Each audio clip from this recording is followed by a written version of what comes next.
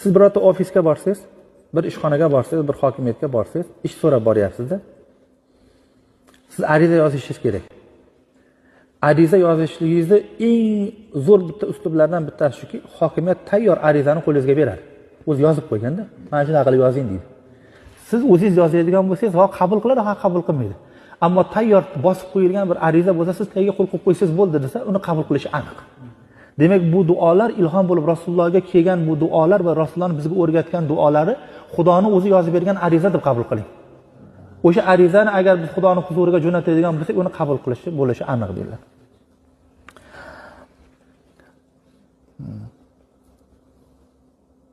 Alloh taborak va taoloning dargohi shunday buyuk dargohki, undan nechta narsa so'rang, qancha duolar qiling, Alloh taolo zerikmaydi. Xudo norizo bo'lmaydi. Balki Alloh taborak va taolo so'ramagandan norizo bo'ladi.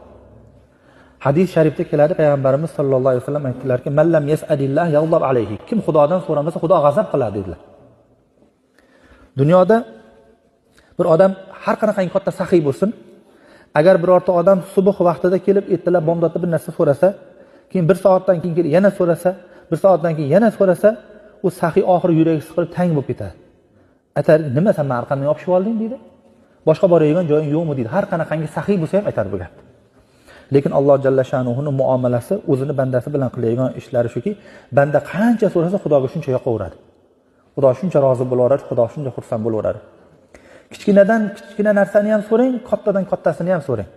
Payg'ambarimiz alayhisolatu vassalom uyingizda tuz qolmasa so'rang degan. Tuz qolmasa so'rang. Hatto tuz nima? Ey Allohim, uyimda tuz qolmabdi deyish kerak. Shuni ham so'rash kerak. Tasmalaring, to'plaringni, qovushlaring tasmasi yetilsa ham Xudodan so'rang deganlar Rasululloh. Hazrat Tahonaviy rahmatulloh aytadilar, ba'zi bir odamlar katta narsalarni so'raydi-da, kichkina narsalar so'ramaydi. Vaholanki u bilmaydi-ki deydilar. 7 iqlimda podsholigi ham bitta tarelkaga tuzam birda Xudoga berishlik uchun. Ya'ni u qiyin narsa-yu, Xudo uchun bu oson narsa emas. Ya'ni banda o'zining ehtiyojini har qanaqangi holatda Xudoga izhor qilish kerak.